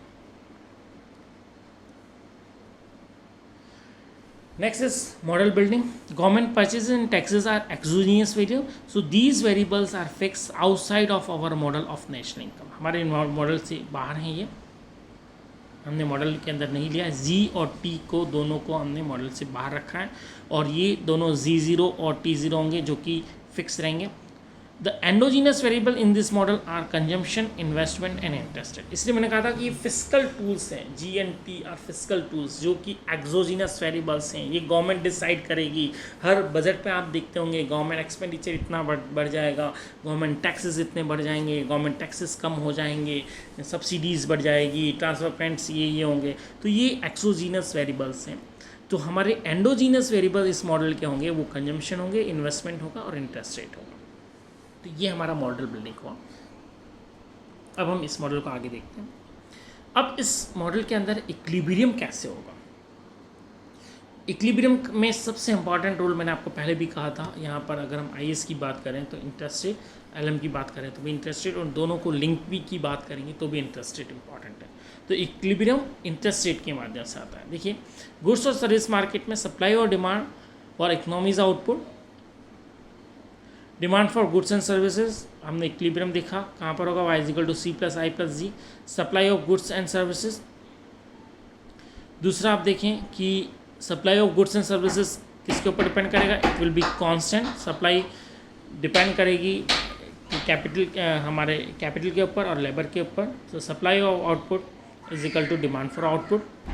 और यहाँ पे अगर हम इसको पुट कर देते हैं तो y = C y - t + I + G। In this equation interest rate is the only variable. यहाँ पर अगर आप इस इक्वेशन के अंदर देखें तो इंटरेस्ट रेट ही, जैसे मैंने आपको कहा था इक्विलिब्रियम किसके माध्यम से आएगा, इक्विलिब्रियम आएगा इंटरेस्ट रेट वेरी करने से। जो सप्लाई ऑफ गुड्स हैं वो कांस्टेंट रहती हैं because of factors of production are remaining constant in this model. हमारे कैपिटल और लेबर को हमने फिक्स रख रखा है यहाँ पर। यहाँ पर आपने ये भी दिखा कि y जो कि सप्लाई आउटपुट है वो फिक्स है, y - t हमारा है, I और G है। G को मैंने ऑलरेडी एक्सोजीनियस बना दिया है, T को हमने एक्सोजीनियस बना दिया है। आउटपुट इकोनॉमी के अंदर डिसाइड हो रहा है, वो सप्लाई ऑफ आउटपुट कांस्टेंट मान लिया है हमने, y' मान लिया है। तो जो ये डिमांड जो है, demand for output will depend upon rate of interest. Rate of interest is the only variable. So अब यहाँ पे आप इस इक्विलिब्रियम को समझें, ये सबसे इंपॉर्टेंट पॉइंट है इस एक्सप्लेनेशन का कि greater the rate of interest, अगर इन रेट ऑफ इंटरेस्ट ज़्यादा होगी तो लोअर द इन्वेस्टमेंट लेवल, हम पहले समझ चुके हैं, ज़्यादा rate inverse relationship, and lower the demand for goods and services. अगर रेट ऑफ इंटरेस्ट ज़्यादा हुई तो इन्वेस्टमेंट लेवल कम होगा, और अगर इन्वेस्टमेंट की लेवल कम हुआ तो lower the demand for goods and services, और गुड्स एंड सर्विसेज की डिमांड भी क्या होगी, इन्वेस्टमेंट। ये आपका आई है, आई के ऊपर डिपेंड कर रहा है। अगर ये आई कम होगा तो जो वाई है वो भी क्या हो जाएगा, कम होगा। तो इस प्रकार से हम गुड्स एंड सर्विस मार्केट से इस इक्विलिब्रियम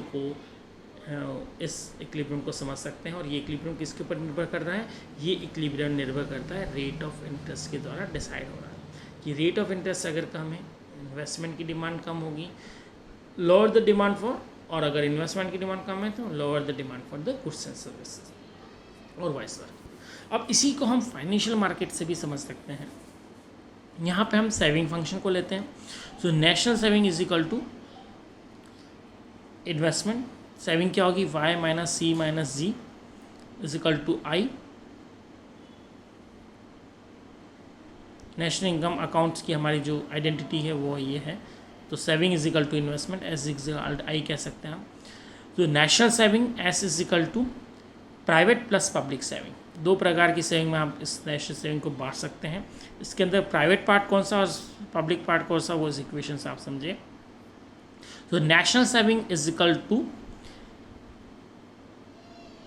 पब्लिक सेविंग। देखिए क्या हो गया, पब्लिक सेविंग क्या है, जितना मैंने टैक्स लगाया उसमें से मैं गवर्नमेंट परचेज को निकाल दूं तो जो बच रहा है वो मेरा पब्लिक सेविंग है। T - G = public saving. अगर हम बैलेंस बजट की बात करें तो T - G विल बी = 0 और पब्लिक सेविंग 0 होगी। लेकिन अगर हम सरप्लस बजट की बात करें तो T - G will be greater than 0 and T will be greater than G। तो उस केस में पब्लिक सेविंग हमारी ज़्यादा होगी। और प्राइवेट सेविंग क्या होगी, Y - T - C, disposable income में से टैक्स और कंजम्पशन निकालने के बाद जो बच रहा है वो पब्लिक सेविंग। तो हमने नेशनल सेविंग को दो भागों में बांट लिया, S = Y - T - C plus T - G which = investment. और यहाँ पर भी आप इस फंक्शन को देखिए, it depends solely on the rate of interest.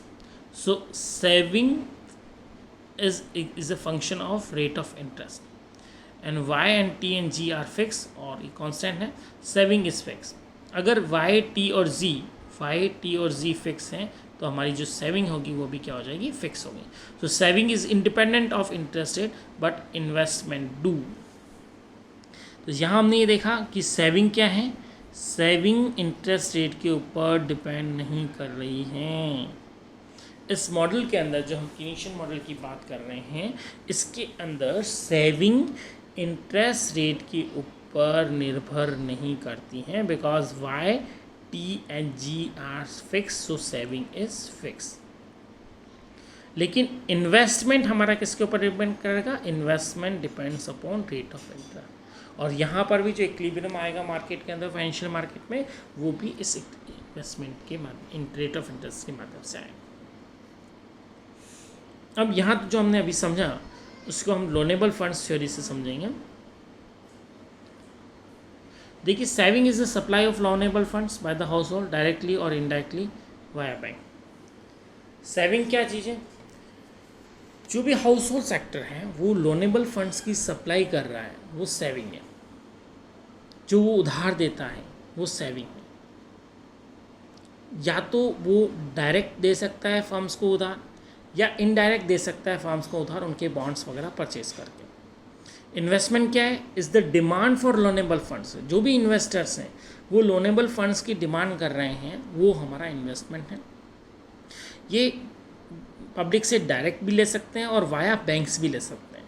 तो demand for loanable fund depends upon interest rate. तो डिमांड फॉर जो लोनेबल फंड हैं वो किसके ऊपर निर्भर करते हैं, it depends upon the interest rate. अगर इंटरेस्ट रेट कम होगी तो डिमांड फॉर लोनेबल फंड्स ज़्यादा होगी, अगर इंटरेस्ट रेट ज़्यादा होगी तो डिमांड फॉर लोनेबल फंड्स कम हो जाएगी।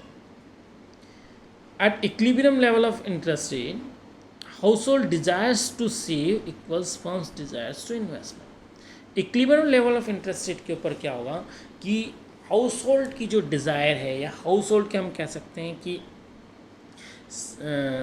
प्रोपेंसिटी टू सेव है, वो इन्वेस्टर्स की डिज़ायर्स के, इन्वेस्टमेंट की डिज़ायर्स के इक्वल होगा।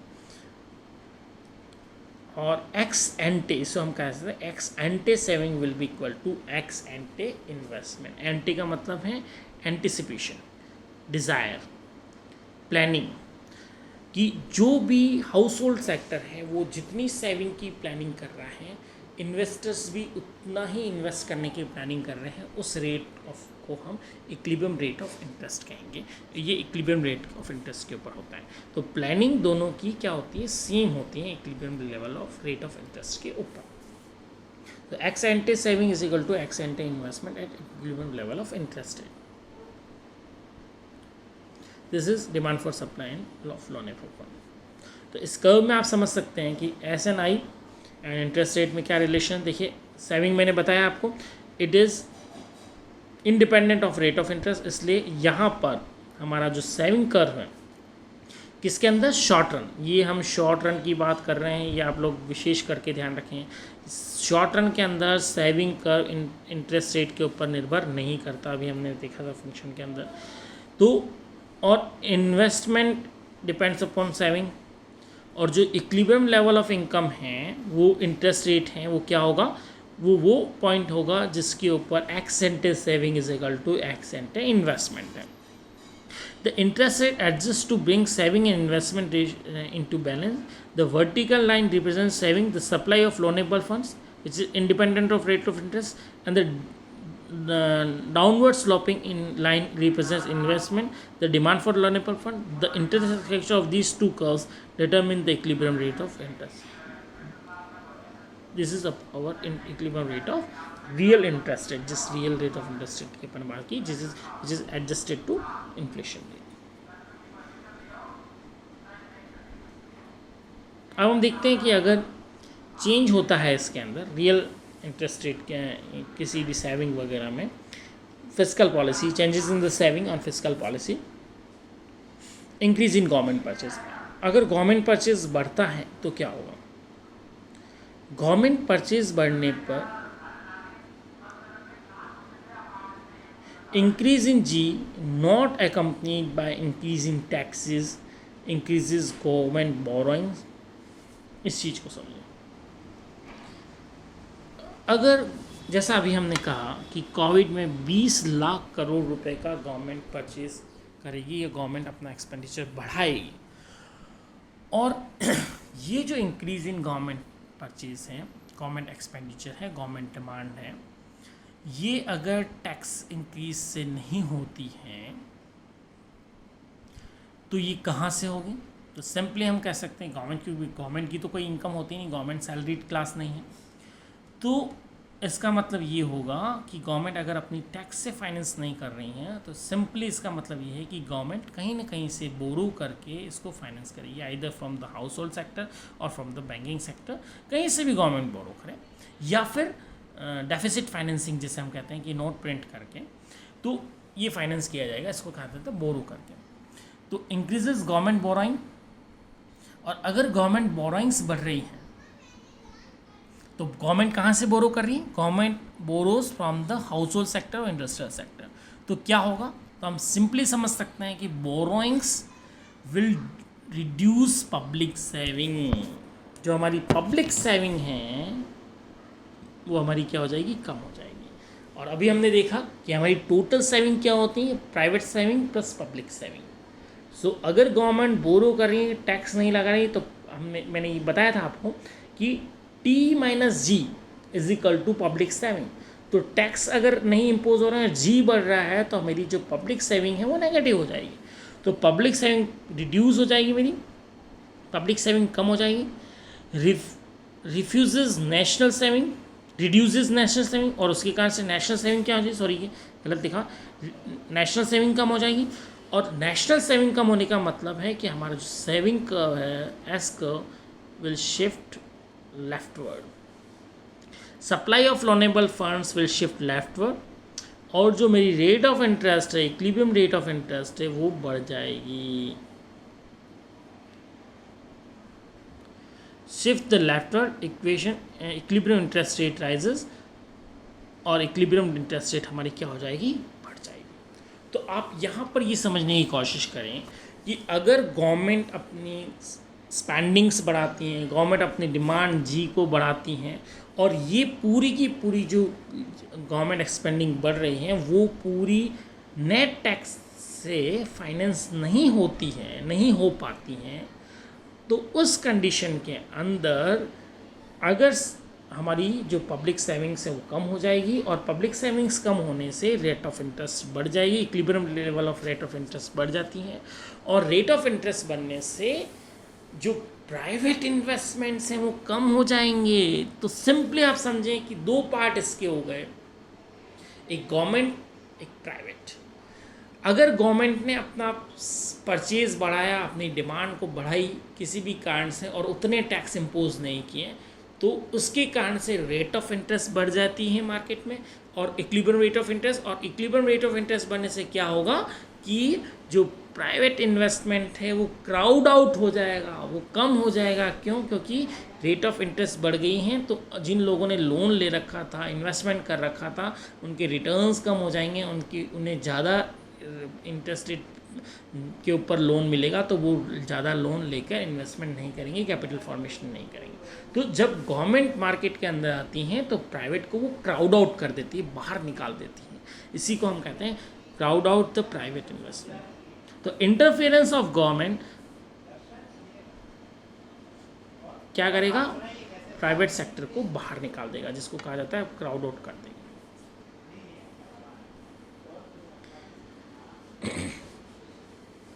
इसी चीज़ को आप दूसरे ढंग से समझ सकते हैं कि अगर डिक्रीज हो जाए टैक्सेस में तो क्या होगा? Reduction in taxes like the increase in government purchase, crowd out investment increases the interest rate, same चीज़ होगा। और reduction in taxes increases consumption due to increase in disposable income, अगर टैक्सेस कम होते हैं तो डिस्पोजेबल इनकम बढ़ जाएगी। National saving funds, national saving fund shift supply का loanable funds leftward, increases equilibrium interest rate and crowds of the investment. दोनों ही प्रकार से आप इसको समझ सकते हैं, कंजम्पशन से भी समझ सकते हैं और सेविंग से भी समझ सकते हैं। आई थिंक आप लोगों को आप फिस्कल पॉलिसी जो टूल्स हैं उसके बारे में यहाँ पर पता लग गया। अब दूसरा हम देखते हैं इसी इक्विलिब्रियम के अंदर जो मैंने आपको रेट ऑफ इन्वेस्टमेंट का बताया था, इन्वेस्टमेंट और सेविंग का, उस इक्विलिब्रियम के अंदर अगर हम इन्वेस्टमेंट को चेंज करें, अभी तक तो हमने सेविंग को चेंज किया था, फिस्कल पॉलिसी के माध्यम से हमने देखा था, अगर इन्वेस्टमेंट को चेंज किया जाता, चेंज इन इन्वेस्टमेंट डिमांड, तो इकोनॉमी में किस प्रकार से फर्क पड़ा। Investment demand increases due to technology. Investment demand क्यों बढ़ेगी, ये सबसे इंपॉर्टेंट पॉइंट है। इन्वेस्टमेंट डिमांड टेक्नोलॉजी के इनोवेशन के कारण बढ़ेगी, और government increases investment through tax laws. या तो गवर्नमेंट अपने टैक्स लॉज को चेंजेस करे जिसके कारण से इन्वेस्टमेंट इंड्यूस हो सकता है, इंक्रीज हो सकता है, या फिर टेक्नोलॉजिकल इनोवेशंस हो जिसके कारण से इन्वेस्टमेंट इंक्रीज होता है। अगर इन्वेस्टमेंट इंक्रीज होता है तो हमारा इन्वेस्टमेंट जो कर्व है वो अपवर्ड शिफ्ट होगा। Increase in investment demand shifts investment curve upward. As the supply of saving or supply of loanable funds fixed, there is an increase in rate of interest. उसकी अगर investment demand बढ़ती हैं और supply of loanable funds constant हैं तो rate of interest क्या हो जाएगी, इंक्रीज हो जाएगी। While leaving the equilibrium amount of investment unchanged, और इक्विलिब्रियम अमाउंट ऑफ इन्वेस्टमेंट हमारा क्या रहेगा, अनचेंज होगा। तो अगर टेक्नोलॉजिकल इम्प्रूवमेंट होता है इस कंडीशन में, जब supply of loanable funds constant हैं और आपको इन्वेस्टमेंट बढ़ाना है, गवर्नमेंट इंक्रीज कर रही है, तो गवर्नमेंट इंक्रीज करने के बावजूद भी आप देखेंगे कि इन्वेस्टमेंट में कोई परिवर्तन नहीं होगा, इन्वेस्टमेंट फिक्स का फिक्स रहेगा। टेक्नोलॉजिकल इम्प्रूवमेंट होने के बावजूद भी इन्वेस्टमेंट नहीं बढ़ेगा, केवल और केवल इंटरेस्ट रेट बढ़ जाएगी। Investment remains unchanged.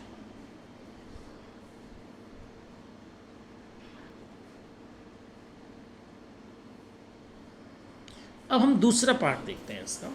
अभी तक हमने देखा था कि saving is independent of rate of interest. अब अगर सेविंग डिपेंड करती हैं तो हमारा तीसरा जो कंजक्शन हमने इसमें लिया था, if relax third conjunction of Keynes by allowing consumption to depends on interest rate, as interest rate is the return of saving, higher the interest rate might reduce consumption and increase saving. अब हमने जो एक conjuncture, third conjuncture को आपको remind में कराना चाह रहा हूँ, उसमें हमने कहा था कि कंजम्पशन जो हमारा है वो केवल और केवल इनकम के ऊपर डिपेंड कर रहा है, रेट ऑफ इंटरेस्ट के ऊपर कंजम्पशन डिपेंड नहीं कर रहा है। तो इस थर्ड कंजक्चर को अगर हम रिलैक्स कर दें यहाँ पर और ये कहें कि हमारा कंजम्पशन रेट ऑफ इंटरेस्ट के ऊपर भी डिपेंड कर रहा है, और वो कैसे डिपेंड कर रहा है उसको आप समझिए। शॉर्ट रन के अंदर वो नहीं करेगा, लेकिन लॉन्ग रन के अंदर करेगा, जैसे मैंने आपको बताया था कि consumption to depend on interest rate. क्यों? क्योंकि लॉन्ग रन में क्या होगा, as interest rate is the return of saving, future income इसके ऊपर निर्भर करेगी, और cost of borrowing. Higher the interest rate might reduce consumption. अगर इंटरेस्ट रेट मुझे ज़्यादा मिल रही हैं तो क्या मैं अपनी सेविंग को बढ़ाऊंगा या कंजम्पशन को बढ़ाऊंगा, ये बात बहुत इंपॉर्टेंट है। अगर आपको इंटरेस्ट रेट ज़्यादा मिल रही है तो आप ज़्यादा पैसा सेव करोगे वनिस्पत कंजम्पशन करने के, क्योंकि आप जितना ज़्यादा सेविंग कर रहे हो आपको रिटर्न ज़्यादा मिल रहा है, तो आपकी सेविंग्स बढ़ जाएगी, कंजम्पशन क्या हो जाएगा, कम हो जाएगा। Reduces consumption and increases saving, higher interest rate. The saving schedule would be upward sloping. इस कारण से रेट ऑफ इंटरेस्ट के साथ हमारा जो सेविंग शेड्यूल होगा वो क्या होगा, अपवर्ड स्लॉपिंग होगा। जितना ज़्यादा रेट ऑफ इंटरेस्ट बढ़ेगी उतनी ज़्यादा सेविंग करने की जो प्रोपेंसिटी है वो बढ़ती जाएगी, रादर देन वर्टिकल। अगर वर्टिकल नहीं होगा और ये बढ़ता जाएगा। Increases interest rate and investment due to increase in investment demand. और अगर यहाँ पर इन्वेस्टमेंट डिमांड बढ़ती है तो इस कंडीशन के अंदर, पहला हमने देखा था जब स्ट्रेट लाइन था सेविंग का तो इन्वेस्टमेंट नहीं बढ़ा था, लेकिन अब यहाँ पर अगर टेक्नोलॉजिकल इम्प्रूवमेंट होता है और इन्वेस्टमेंट डिमांड अगर बढ़ती हैं तो यहाँ हम देख रहे हैं कि रेट ऑफ इंटरेस्ट भी बढ़ेगी और इन्वेस्टमेंट भी बढ़ेगा। But this is in long run और in transition from short run to long run. अब सेकंड पार्ट पे ऊपर हम आते हैं जिसे हम कहते हैं कीनेशियन क्रॉस। कीनीशियन क्रॉस क्या है इसे आप समझिए।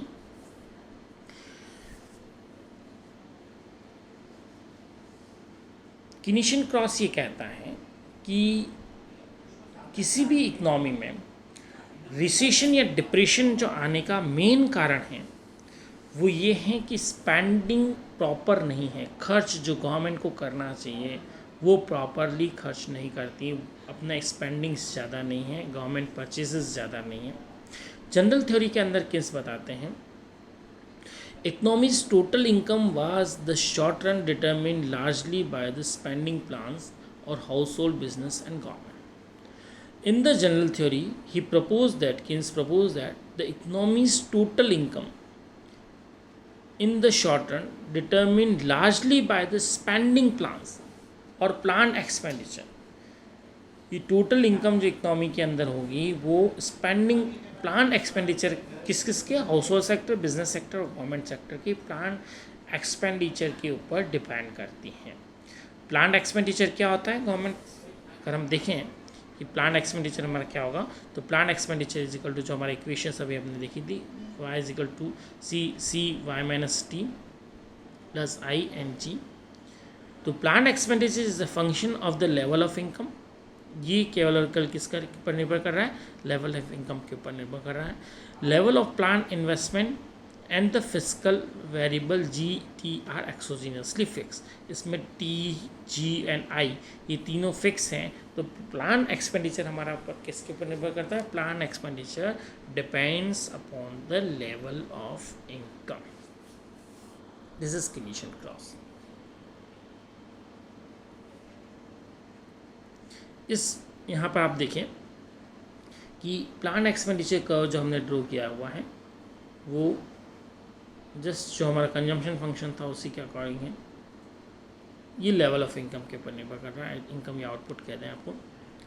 So plan expenditure level of income के साथ साथ जैसे जैसे इनकम लेवल बढ़ रहा है, आउटपुट लेवल बढ़ रहा है, प्लान एक्सपेंडिचर भी बढ़ता जा रहा है। यहाँ पर एक 45 डिग्री आप लाइन देख रहे होंगे। ये लाइन बताती हैं कि यहाँ पर एक्चुअल इन्वेस्टमेंट यानी प्लान इन्वेस्टमेंट और जो एक्चुअल इन्वेस्टमेंट है वो दोनों ही क्या है, इस लाइन के ऊपर प्लान एक्सपेंडिचर और प्लान आउटपुट दोनों ही सेम है। So the Keynesian cross is the equilibrium in the Keynesian cross is the point at which income यानी actual expenditure equals plan expenditure. ये हमारा कीनीशियन क्रॉस का पॉइंट कहलाता है। इसको हम क्रॉस इसलिए कहते हैं, यहाँ पे क्रॉस हो रहा है। क्या क्या चीज़ें क्रॉस हो रही है उसको समझिए। एक्चुअल एक्सपेंडिचर इस लाइन से बताया जा रहा है। Actual expenditure equals, actual expenditure किसको बता रहा है, इनकम को बता रहा है, इक्विलिब्रियम इनकम को। एक्चुअल एक्सपेंडिचर किसके बराबर हो रहा है, हमारा प्लान एक्सपेंडिचर के बराबर होता है। एक्चुअल एक्सपेंडिचर जिसे कि हम एक्चुअल एक्सपेंडिचर देखिए, आप हमेशा ध्यान रखिए, जीडीपी, जीएनपी, जीएनआई ये सारे हमारे एक्चुअल एक्सपेंडिचर हैं, इनकम है। तो ये एक्चुअल एक्सपेंडिचर हमारा प्लान्ड एक्सपेंडिचर या फिर एक्स एंटे एक्सपेंडिचर के बराबर हो जाता है। तो वो हमारा क्या कहलाता है, कीनीशियन क्रॉस का पॉइंट कहलाता है।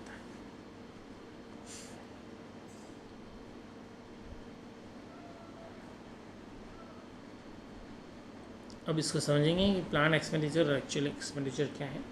एक्चुअल एक्सपेंडिचर जैसा मैंने आपको बताया था कि GDP, GDI, GDE, gross domestic expenditure, gross domestic income या ग्रॉस डोमेस्टिक प्रोडक्ट को हम एक्चुअल एक्सपेंडिचर कहते हैं। It is the amount household firms and government spend on goods and services. Household firms और government goods and services purchase करने पर जो actually खर्च करती हैं, जो कि हमारी नेशनल इनकम है या जीडीपी है, उसी को हम एक्चुअल एक्सपेंडिचर कहते हैं। अब प्लान एक्सपेंडिचर क्या है, जिसकी वो प्लानिंग करते हैं, खर्च करने की प्लानिंग करते हैं। It is the amount household firms and government would like और plan to spend on goods and service. और जिस पॉइंट के ऊपर ये हमारा प्लान एक्सपेंडिचर एक्चुअल इनकम के बराबर हो जाता है, उस पॉइंट को हम कीनीशियन क्रॉस का पॉइंट कहते हैं या इकोनॉमी को इक्विलिब्रियम का पॉइंट कहते हैं। तो equilibrium point is the point where actual expenditure actual expenditure और income is equal to planned expenditure, Y is equal to Y P. इसको हमने अभी पिछले डायग्राम में देखा। अब आप इसको यहाँ समझिए कि इकोनॉमी किस प्रकार से इकोनॉमी इक्विलिब्रियम के अंदर रहती है। यहाँ आप देख रहे होंगे कि जो 45 डिग्री लाइन है वो हमारे इनकम को बता रही हैं, और जहाँ पे एक्चुअल एक्सपेंडिचर प्लान एक्सपेंडिचर दोनों बराबर हैं, और इस पॉइंट के ऊपर ये इक्विलिब्रियम पॉइंट आपको दिखाया गया, इक्विलिब्रियम लेवल ऑफ इनकम है।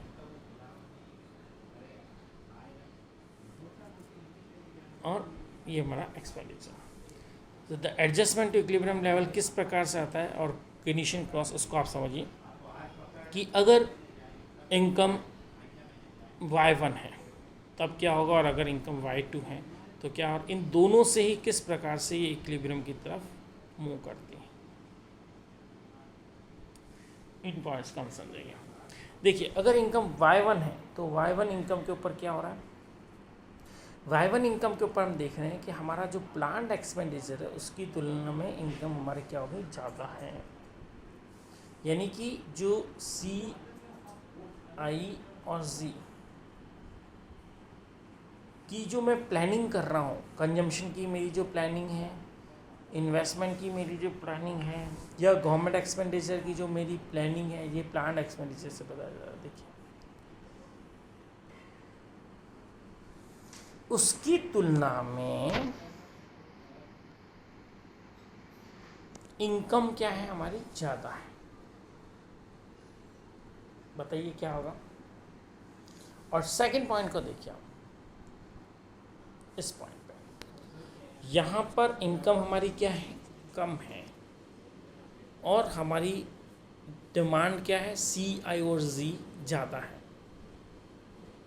तो ये सिंपली डिमांड और सप्लाई से आप समझ सकते हैं। C, I और Z जो मैंने प्लान्ड एक्सपेंडिचर को आपको बताया था कि मेरी इनकी प्लानिंग खर्च करने की मेरी प्लान्ड एक्सपेंडिचर की ज़्यादा है और मेरी इनकम कम है, तो क्या होगा और इक्विलिब्रियम कैसे होगा। If the firm are producing at level y1 then planned expenditure E1 falls short of production and firms accumulate inventories.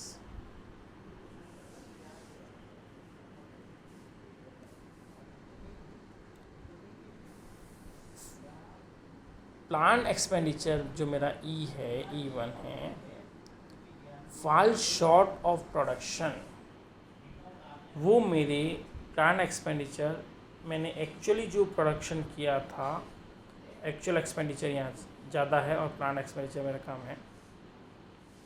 तो प्लान एक्सपेंडिचर क्योंकि C, I और Z कम होगा, C, I और Z प्लान एक्सपेंडिचर हमारा कम है और एक्चुअल एक्सपेंडिचर हमने ज़्यादा कर दिया, तब क्या होगा, फर्म्स के पास में इन्वेंट्रीज पड़ी रह जाएगी, एक्यूमुलेट हो जाएगी, क्योंकि एक्चुअल इन्वेस्टमेंट उनके प्लान इन्वेस्टमेंट से क्या हो गया है, ज़्यादा हो गया। किसका एक्सपेंडिचर, एक्चुअल इन्वेस्टमेंट हमारा ज़्यादा हो गया है प्लान एक्सपेंडिचर से। तो इस कंडीशन में जब इन्वेंट्रीज पड़ी रह जाएगी तो फर्म क्या करेगी, induces firm to decrease production. अगर इन्वेंट्रीज ज़्यादा पड़ी रह गई हैं बिकॉज कि प्लान एक्सपेंडिचर कम किया है, कंजम्पशन कम हुआ है, इन्वेस्टमेंट कम हुआ है, गवर्नमेंट एक्सपेंडिचर कम हुआ है, तो इन्वेंट्रीज पड़ी रह जाने के कारण से फर्म अपनी इन्वेंट्रीज को कम करेगी और प्रोडक्शन को क्या कर देगी, कम कर देगी। इस कारण से इक्विलिब्रियम लेवल ऑफ इनकम कम हो जाएगा। और इसी प्रकार से वाइस वर्सा हम इस पॉइंट को समझ सकते हैं जहाँ पर हमारा प्लान एक्सपेंडिचर ज़्यादा है एक्चुअल एक्सपेंडिचर से। तो प्लान एक्सपेंडिचर अगर ज़्यादा होगा तो ज़्यादा डिमांड होगी, और जो पुरानी इन्वेंट्रीज जब पड़ी रहेगी और ज़्यादा डिमांड होने के कारण प्रोडक्शन की डिमांड ज़्यादा होगी, इस कारण से प्रोडक्शन ज़्यादा होगा, इन्वेंट्रीज में प्रोडक्शन में इंक्रीज़ होगा, इस कारण से इनकम लेवल क्या हो जाएगा, इंक्रीज। इस प्रकार से इकोनॉमी के अंदर केनिशियन क्रॉस के माध्यम से हम इक्विलिब्रियम कंडीशन को समझ सकते हैं। अब हम देखेंगे कि interest rate, investment and IS curve का डेरिवेशन हम किस प्रकार से करते हैं। अभी तक हम पूरा देखिए, मैंने आपको C, I और Z के माध्यम से गवर्नमेंट परचेज, इन्वेस्टमेंट डिमांड और कंजम्पशन डिमांड, इन तीनों के बारे में हमने अध्ययन कर चुके हैं और हम समझ चुके हैं कि ये किस प्रकार से इनके ऊपर इन्वेस्टमेंट इंटरेस्ट रेट का प्रभाव किस प्रकार से पड़ता है। अब हम ये डिराइव करेंगे कि आईएस कर्व क्या चीज़ है, आईएस क्या बला है, इन्वेस्टमेंट और सेविंग जिसको हम कहते हैं कर्व वो क्या है, तो उससे हम किस प्रकार से डिराइव कर सकते हैं। देखिए अभी तक जो हमने अध्ययन किया है उसमें हमें ये पता पड़ा है कि if plan investment is a function of rate of interest, plan investment हमारा किसका फंक्शन है, रेट ऑफ इंटरेस्ट का। Plan investment inversely proportional to rate of interest, ये भी हमने देख लिया। Increase in interest rate lowers plan investment, अगर इंटरेस्ट रेट बढ़ती है क्योंकि इन्वर्सली प्रोपोर्शनल है, this shifts plan expenditure function downward, इसके कारण से अगर इंटरेस्ट रेट बढ़ती हैं तो प्लान एक्सपेंडिचर फंक्शन हमारा नीचे की तरफ शिफ्ट होगा, causes level of income to fall from y1 to y2। और अगर प्लान एक्सपेंडिचर फंक्शन नीचे शिफ्ट हो रहा है due to increase in interest rate, अगर इंटरेस्ट रेट बढ़ती हैं, इंटरेस्ट रेट बढ़ने से किस प्रकार से plan investment function expenditure function जो हमारा CIG है वो नीचे क्यों शिफ्ट होगा। अगर इंटरेस्ट रेट बढ़ती हैं तो इसके कारण से प्लान इन्वेस्टमेंट हमारा कम हो जाएगा, आई हमारा कम हो जाएगा, और अगर आई कम हो रहा है तो प्लान एक्सपेंडिचर फंक्शन CIG है वो नीचे शिफ्ट हो जाएगा और लेवल ऑफ इनकम हमारा क्या हो जाएगा, कम हो जाएगा। और यही हमारा आईएस कर्व है। IS curve plots the relationship between the interest rate and the level of income, represents equilibrium in goods market. ये गुड्स मार्केट में इक्विलिब्रियम को बताता है। किन किन के बीच में रिलेशन को बता रहा है, ये इंटरेस्ट रेट और level of income. IS curve slopes downward because inverse relationship between interest rate and income, interest rate और इनकम के बीच में भी इन्वर्स रिलेशनशिप होता है, इस कारण से ये इन्वर्सली डाउनवर्ड स्लोपिंग हो। आईएस कर्व के डेरिवेशन को हम एक सिंपल डायग्राम के माध्यम से समझ सकते हैं। देखिए पहला जो इन्वेस्टमेंट फंक्शन है वो हमारा डाउनवर्ड स्लोपिंग है। Investment is inversely related to interest rate. अब आपने देखा कि यहाँ पर आप देखें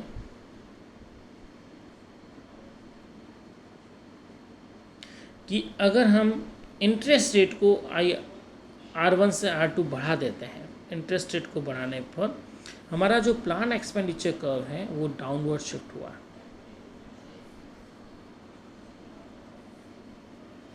प्लान इन्वेस्टमेंट डाउनवर्ड शिफ्ट होने पर जो हमारा इनकम है वो कम हो गया है, इक्विलिब्रियम लेवल ऑफ इनकम कम हो गया। Equilibrium level of income lowers plan investment कम हुआ आपका, प्लान इन्वेस्टमेंट कम होने से इक्विलिब्रियम लेवल ऑफ इनकम कम हो गया, lowers the income level. The IS curve summarises these changes in the goods and market equilibrium. और गुड्स मार्केट इक्विलिब्रियम के ऊपर यहाँ हम देख सकते हैं कि रेट ऑफ इंटरेस्ट बढ़ाने से इनकम लेवल कम हुआ। So there is inverse relationship between rate of interest and income level, which is represented by the which is described by the IS curve, not determined. So in IS curves only describes the relationship between income and interest rate, and there is always an inverse relationship between income and interest rate. Why there is inverse relationship आप बिल्कुल समझ गए होंगे। देखिए जैसे हमने interest rate बढ़ाई हमारी इन्वेस्टमेंट डिमांड कम हो गई, इन्वेस्टमेंट डिमांड कम होने से प्लान इन्वेस्टमेंट हमारा कम हो गया, प्लान एक्सपेंडिचर हमारा कम हो गया, प्लान एक्सपेंडिचर कम होने से हमारे इनकम लेवल कम हो गया। So there is inverse relationship between interest rate and income which is explained by IS curve.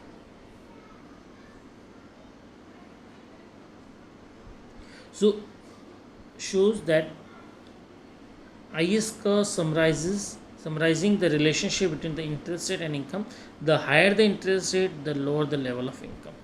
जितनी ज़्यादा इंटरेस्ट रेट होगी इनकम का जो लेवल है हमारा वो क्या होगा, कम होगा।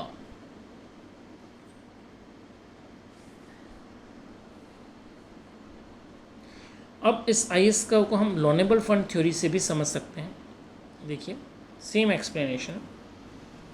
लोनेबल फंड थ्योरी में हमने सेविंग फंक्शन से समझ सकते हैं इसको। Saving is equal to investment. National saving represent supply of loanable funds depends upon income and fiscal policy, and investment represents demand for loanable fund depends upon interest rate। और जो हमारा loanable fund theory का जो equation है वो है y is minus c y minus t minus g is equal to ir। interest rate adjusts to equilibrate the supply and demand for loans loanable funds as income rises। जैसे income बढ़ती है, income बढ़ने पर क्या होगा, यहाँ पे हमें इनकम से समझना पड़ेगा। As income rises national saving rises. Income बढ़ने पर नेशनल सेविंग भी क्या होगी, बढ़ेगी। Means supply of loanable funds increases. और अगर नेशनल सेविंग बढ़ती हैं तो सप्लाई ऑफ लोनेबल फंड्स बढ़ेगी, which shifts supply of loanable funds rightward, drives down equilibrium interest rate. और इक्विलिब्रियम इंटरेस्ट रेट हमारी क्या हो जाएगी, कम हो जाएगी। सो इनकम राइज होने पर, यहाँ आप इस प्रकार से देखिए कि इनकम राइज होने पर इंटरेस्ट रेट हमारी क्या हो रही, कम हो रही। तो वहाँ पे हमने इंटरेस्ट रेट को बढ़ा के फिर इनकम को देखा था कि इंटरेस्ट रेट बढ़ने से इनकम कम हो रही। यहाँ अगर हम लोनेबल फंड थ्योरी देखते हैं तो वहाँ हम ये देखते हैं कि इनकम बढ़ाने से सेविंग बढ़ती हैं, सेविंग बढ़ने से लोनेबल फंड्स की डिमांड बढ़ती हैं, सप्लाई बढ़ती हैं, सप्लाई ऑफ लोनेबल फंड्स बढ़ने से रेट ऑफ इंटरेस्ट कम हो जाती है। तो there is again an inverse relationship between income and interest rate. Establishes inverse relationship between income and interest rate. ये हम लोनेबल फंड थ्योरी से हमने आई एस कर्व को डेरिवेशन। तो आई एस कर्व का डेरिवेशन हम दोनों ही थ्योरीज से कर सकते हैं। ये देखिए यहाँ पर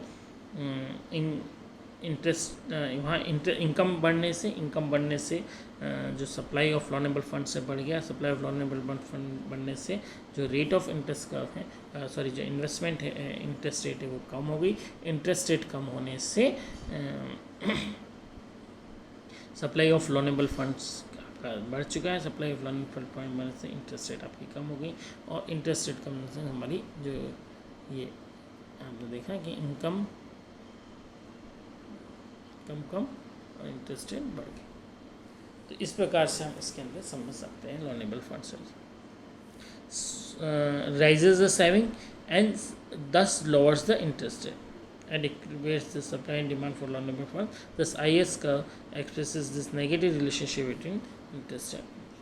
So, अभी तक मैं मानता हूँ कि आप लोग इस IS कर्व को समझ चुके होंगे। और सबसे इम्पॉर्टेंट जो पार्ट है IS कर्व का, जो कि मैंने आपको स्टार्टिंग में भी एक्सप्लेनेशन में बताया था, वो यही है कि IS curve does not determine either income or interest rate. It only describes the relationship between income and interest rate arises in the market for goods and services in equilibrium and equality the market for loanable fund।